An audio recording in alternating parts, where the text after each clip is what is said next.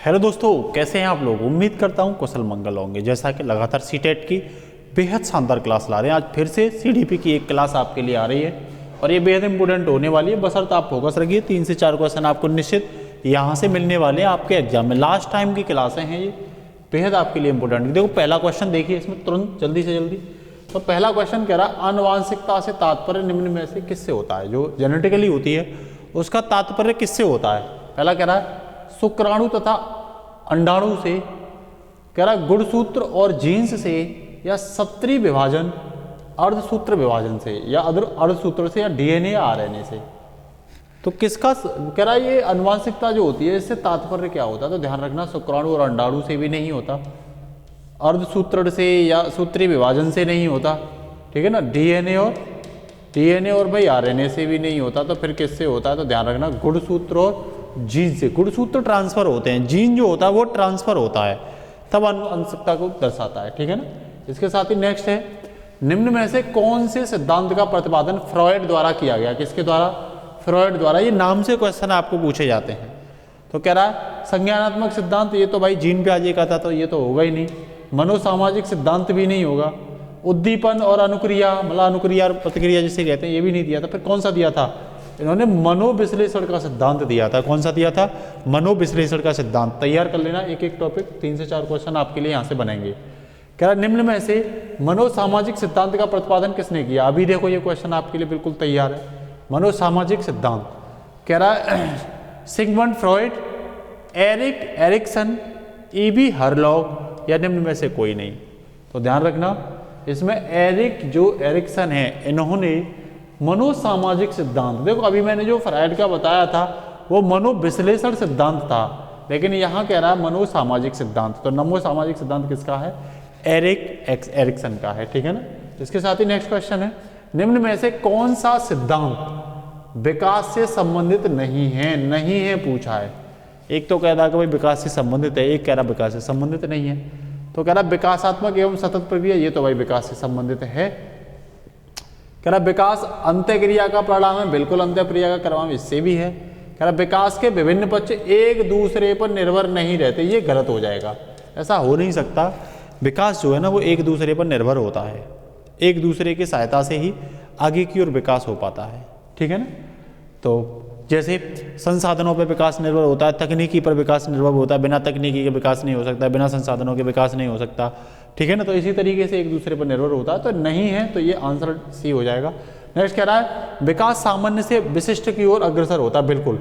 General से specific की ओर क्या होता है, विकास बढ़ता है आगे की ओर। तो फोर्थ का तीसरा इसमें क्या हो जाएगा, आंसर हो जाएगा। नेक्स्ट कह रहा है एरिक्सन के मनोसामाजिक विकास के सिद्धांत के अनुसार किशोरावस्था की विशेषता क्या है। किसके। एरिक्सन के मनोसामाजिक सिद्धांत। तो पहला कह रहा है सृजनात्मक बनाम ठहराव, ये तो नहीं है। संपूर्णता बनाम हताशा, उद्यमिता बनाम हीन भावना, तदात्मकता बनाम भ्रांति। ब्रह्म जो था ना उसके बारे में क्लियर किया था किसने, एरिक्सन ने, ठीक है ना। कि भाई तदात्मकता के साथ साथ ब्रह्म में भी क्या होती है, विरोधाभास की भावना देखने को मिलती है। नेक्स्ट कह रहा है फील्ड ऑफ साइकोलॉजी के लेखक कौन है। डायरेक्ट कई बार यही पूछ ली जाती हैं, डायरेक्ट पूछी जाती हैं। तो कह रहा है ब्रूनर, गिलफोर्ड, मैकडूगल, या वॉटसन। फील्ड ऑफ जो साइकोलॉजी है इसके लेखक हैं साथियों गिलफोर्ड। कौन है, गिलफोर्ड इसके लेखक हैं, ठीक है ना। इसी के साथ नेक्स्ट कह रहा है एक अध्यापिका कक्षा में कई खिलौने, एक अध्यापिका कक्षा में कई खिलौने चमकीली वस्तुएं साथ में लेकर कक्षा में प्रवेश करते हैं। मतलब कोई टीचर है वो खिलौने लेती है अपने साथ, कई चमकीली वस्तुएं होती है उन्हें लेकर के क्या करती है, प्रवेश करती है। कह रहा है संभवतः यह है कि वह जिस आयु के विद्यार्थी को पढ़ाती है वह आयु वर्ग है। तो आप तो खिलौने वगैरह से, चमकीली वस्तुओं वगैरह से किस आयु के बच्चे हो सकते हैं आप अनुमान लगा सकते हैं। कह रहा शिशु हो सकते हैं, शिशु तो भाई नहीं पड़ेगा, शिशु पहचान ही नहीं पाएगा इन सब चीज़ों को। पूर्ण बाल्यावस्था, उत्तर बाल्यावस्था, या किशोरावस्था। देखो किशोरावस्था तो नहीं, किशोरावस्था के लिए खेल बेल की आवश्यकता नहीं होती। उत्तर बाल्यावस्था मतलब बाल्यावस्था के बाद के जो बच्चे होते हैं उनमें भी इसकी आवश्यकता नहीं होती। तो फिर आंसर कौन सा हो जाएगा, पूर्ण बाल्यावस्था के बच्चे जो है ना वो खिलौने और चमकीली वस्तुओं के साथ में क्या करते हैं, खेलते हैं और सीखते हैं चीज़ों को आगे की ओर, ठीक है ना। इसके साथ ही नेक्स्ट कह रहा है श्रेष्ठा हर समय अपनी साज सज्जा पेटिका को लेकर कांच के सामने खड़ी रहती है। कौन? श्रेष्ठा। जो भी साज सज्जा की पेटिका होती है उसकी एक, जिसमें सामान रखा जाता है, उसको लेकर के शीशा के सामने खड़ी रहती है। कह रहा जिसे उसके जिस अवस्था में होने की संभावना, कौन सी अवस्था में होगी?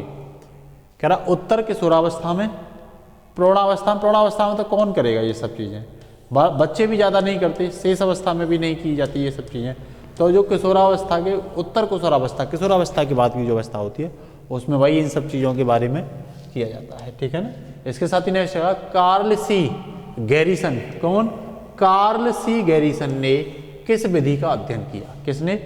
कार्ल सी गैरिसन ने किस विधि का अध्ययन किया? कह रहा प्रयोगात्मक विधि का, सांख्यिकी विधि का, कह रहा लंबात्मक विधि का, या क्षैतिज विधि का? मतलब हॉरिजॉन्टल, परपेंडिकुलर, स्टैटिक, या भाई प्रैक्टिकल। तो ध्यान रखना ये लंबात्मक जो विधि है, ये इस विधि का प्रयोग किया था कार्लसन सी ने। ठीक है ना, कार्लसन सी गैरिसन ने। नेक्स्ट कह रहा फ्रायड ने मनोलैंगिक विकास, कौन सा? मनोलैंगिक विकास की कितनी अवस्थाएं बताई थी? 7 अवस्थाएं बताई थी, या साथियों 5 अवस्थाएं बताई थी, या 6 बताई थी, या 2 बताई थी? तो ध्यान रखना फ्रायड ने हमेशा मनोलैंगिक विकास की 5 अवस्थाएं बताई थी। कितनी बताई थी? 5 अवस्थाएं बताई थी, ये ध्यान रखना। नेक्स्ट कह रहा है चाइल्डहुड एंड सोसाइटी के रचयिता। किसके? Childhood and society. चाइल्डहुड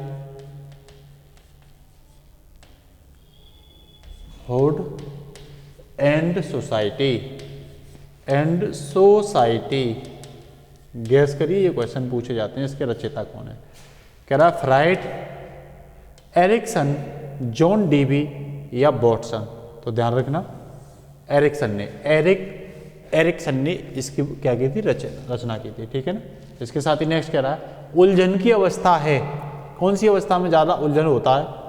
पूर्व किशोरावस्था, प्रौढ़ावस्था, पूर्व बाल्यावस्था, या उत्तर बाल्यावस्था? तो ध्यान रखना पूर्व किशोरावस्था में उलझन की समस्या ज़्यादा देखने को मिलती है। ठीक है। नेक्स्ट कह रहा है टीट कार्यक्रम अधिकांश किस प्रकार के बालक के शिक्षण के लिए प्रयोग किया जा सकता है? श्रवण बाधित बालक, मतलब सुन नहीं पाता, या मेधावी बालक, या ऑटिज्म बालक, या बौद्धिक रूप से अक्षमता बालक? तो ध्यान रखना जो ऑटिज्म बालक होते हैं उनके लिए इस कार्यक्रम का क्या किया जाता है? प्रयोग किया जाता है। इसके साथ ही नेक्स्ट कह रहा है छंदम परिपक्वता काल है। छंद पूर्व किशोरावस्था, प्रौढ़ावस्था, पूर्व बाल्यावस्था, या उत्तर बाल्यावस्था? तो कौन सी होगी इसमें? उत्तर बाल्यावस्था होगी। कौन सी होगी? उत्तर बाल्यावस्था। नेक्स्ट कह रहा है निम्न में से कौन सी अवधि यौवनासम या एज ऑफ प्योबर्टी कही जाती है? कह रहा 6 से 9 वर्ष, 13 से 16 वर्ष, 17 से 19, या 10 से 12 वर्ष? तो ध्यान रखना साथियों इसमें 13 से 16 वर्ष वाली जो एज है वो अवधि यौवनारंभ कही जाती है। यौवना अवधि जो होती है वो आरंभ होती है इस एज में जाकर के। ठीक है ना। नेक्स्ट कह रहा है निम्नलिखित में से कौन सा मानव विकास का सिद्धांत नहीं है? पूछ रहा है। सामान्य से विशिष्ट की ओर, ये तो है। क्रमकता भी होता है, क्रमानुसार मानव का क्या होता है? विकास हो रहा है। कह रहा उत्क्रमणीयता, मतलब ऐसे और ऐसे, ये नहीं होता। विलोमीयता नहीं होता, उल्टा नहीं होगा कभी भी, ध्यान रखना। मानव का विकास अगर यहाँ पहुँच गया तो ये वापस नहीं आएगा, ये ध्यान रखना। क्रम बाई क्रम, क्रम बाई क्रम, क्रम बाई क्रम, क्रम आगे की ओर बढ़ता चला जाता है। ठीक है। नेक्स्ट कह रहा है ब्रिजेज के अनुसार उत्तेजना भाग किसका है? संवेगात्मक विकास का, सामाजिक विकास का, या मानसिक विकास का, या शारीरिक विकास का? तो उत्तेजना जो होती है ना, एक्साइटेडमेंट, ये संवेगात्मक विकास का क्या है? पार्ट है। किसका? संवेगात्मक विकास का पार्ट है, ये ध्यान रखना। ठीक है ना। इसके साथ ही नेक्स्ट क्वेश्चन है एरिक्सन के अनुसार, किसके अनुसार? एरिक्सन के अनुसार बच्चों का मनोसामाजिक विकास 8 चरणों में गुजरता है। कह रहा कक्षा 3 का एक छात्र लगभग 9 साल का है, विकास के किस चरण से मेल खाता है? कौन सी क्लास का? 3rd क्लास का बच्चा। कह रहा है अंतर्गता बनाम अलगाव से, ऐसा तो नहीं है अलगाव के बारे में उसे बेचारे को क्या पता होगी कि सत्य। नेतृत्व बनाम अपराध से, तो उसे इतना भी नहीं पता। परिश्रम बनाम हीनता से, बिल्कुल ये परिश्रम बनाम हीनता से क्या होता है, थर्ड से मेल खाता है, तो थर्ड इसका क्या हो जाएगा भाई, आंसर हो जाएगा। इसके साथ ही नेक्स्ट है, पारिस्थितिकीय सिद्धांत के अनुसार मूल्य किस तंत्र में आते हैं? कौन मूल्य? वैल्यूज। वैल्यूज जो होती हैं वो किस तंत्र में आती हैं? कह रहा माइक्रो सिस्टम में आती हैं, मैक्रो सिस्टम में आती हैं, एक्सो सिस्टम में आती हैं, या मेजो सिस्टम में आती है। फिर बता रहा हूं एक बार, माइक्रो सिस्टम में आती हैं, मैक्रो सिस्टम में आती हैं, एक्सो सिस्टम में आती हैं, या मेजो सिस्टम में आती हैं। तो ध्यान रखना मैक्रो सिस्टम में आती हैं। किस में आती हैं? Macro system. किस में आती हैं साथियों? तो ये मैक्रो सिस्टम में आती हैं, ठीक है ना। इसके साथ ही नेक्स्ट है, निम्नलिखित कथनों में से कौन सा विकास एवं अधिगम के बीच के संबंध को सही प्रकार से सूचित करता है? किसके? विकास एवं अधिगम, डेवलपमेंट एंड लर्निंग के बीच। कह रहा है विकास एवं अधिगम अंत संबंधित हैं और अंत निर्भर भी हैं। विकास एवं अधिगम संबंधित नहीं है। अधिगम विकास का ध्यान किए बिना घटित होता है। अधिगम की दर विकास की दर से काफी अधिक है। तो देखो नीचे के तीनों जो क्वेश्चन अपने आप मना कर रहे हैं कि ये नहीं हो सकते, कोरिलेटेड नहीं है, ऐसा नहीं होगा, इसके बिना हो जाएगा, ऐसा भी नहीं होगा। विकास की दर ज़्यादा होती है, अधिगम की दर ज़्यादा होती है विकास की दर से, ऐसा नहीं है, एक दूसरे के पूरक होते हैं। इसीलिए इसका आंसर क्या हो जाएगा साथियों? ए इसका राइट आंसर हो जाएगा, ठीक है ना। इसके साथ ही नेक्स्ट कह रहा है, प्रगतिशील शिक्षा में बच्चों को किस प्रकार देखा जाता है? कौन सी शिक्षा में? Progressive education. कह रहा खाली स्लेटों के रूप में देखा जाता है, ऐसा नहीं है। छोटे वयस्कों के रूप में देखा जाता है, ऐसा भी नहीं है। निष्क्रिय अनुकारकों के रूप में नहीं, बच्चा निष्क्रिय हो ही नहीं सकता। कह रहा सक्रिय अन्वेषकों के रूप में देखा जाता है। किसके रूप में देखा जाता है? सक्रिय, एक्टिव एनालाइजर के रूप में, ठीक है ना। नेक्स्ट क्वेश्चन है, ले वाइतोस्की के अनुसार अधिगम है एक अनुबंधित गतिविधि, एक सामाजिक गतिविधि मतलब सोशल एक्टिविटीज, ये रिस्ट्रिक्शन हो गया अनुबंध। कह रहा एक व्यक्तिगत गतिविधि पर्सनल, एक निष्क्रिय गतिविधि मतलब इनएक्टिव गतिविधि। तो भाई वाइतोस्की ने बोला था कि जो अधिगम है वो एक सामाजिक गतिविधि के मतलब समाज से ही सीखने की प्रक्रिया की क्या होती है? शुरुआत होती है। नेक्स्ट कह रहा है, वह अवधि जो वयस्कता के संक्रमण की पहल करती है। किसके? वयस्कता के संक्रमण की, ट्रांजिशन फेज की, एडल्ट के ट्रांजिशन फेज की, तो उसे क्या कहते हैं? कह रहा बाल्यावस्था की समाप्ति कहते हैं, या किशोरावस्था कहते हैं, या मध्य बाल्यावस्था कहते हैं, या साथियों पूर्ण क्रियात्मक अवधि कहते हैं। तो ध्यान रखना, इसे हम क्या कहते हैं? किशोरावस्था कहते हैं। क्या कहते हैं साथियों? किशोरावस्था कहते हैं। नेक्स्ट कह रहा है, एक प्रारंभिक कक्षा कक्ष में एक बालिका अपने साथ जो अनुभव लाते हैं या लाती है, कह रहा उन्हें शामिल कर उनका संचयन करना चाहिए। ये तो बहुत पॉजिटिव बातें हैं। कह रहा उन्हें अस्वीकार करना चाहिए, बिल्कुल गलत हो गया। उनकी उपेक्षा करनी चाहिए, भाई ये नेगेटिव सेंस मत लाइए। बच्चों के प्रति हमेशा बच्चों को भगवान मान करके काम करिए, उनके प्रति नेगेटिव लाइए ही मत। कह रहा उन पर ध्यान नहीं देना चाहिए। क्यों नहीं ध्यान दोगे? तो इसका आंसर क्या है? उन्हें शामिल कर उनका संचयन करना चाहिए। क्या करना चाहिए? संचयन करना चाहिए। इसके साथ ही नेक्स्ट क्वेश्चन है, कोहल वर्ग के अनुसार, किसके अनुसार? कोहल वर्ग के अनुसार से जरूर क्वेश्चन बनेगा आपके लिए, ध्यान रखना। और क्लास अच्छी लगती है तो इसे शेयर जरूर किया करिए। कह रहा एक बालक के नैतिक विकास के कौन से स्तर में नैतिक मूल्यों का अंतरीकरण या ऐसे कह सकते हो अभियंत्रीकरण प्रदर्शित नहीं करता है, और बालक के नैतिक तर्क बाह्य पुरस्कार, कौन से पुरस्कार? बाह्य पुरस्कार और दंड से क्या रहते हैं? नियंत्रित रहते हैं। तो कह रहा है ये पूर्व परंपरागत है, या परंपरागत है, या पश्च परंपरागत है।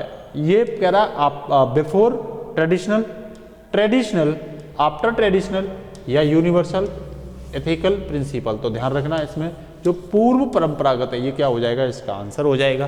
तो आज की सीडीपी की क्लास में इतना ही, फिर मिलेंगे एक शानदार क्लास के साथ। क्लास अच्छी लगती है तो शेयर सब्सक्राइब करना साथियों बिल्कुल ना भूलें।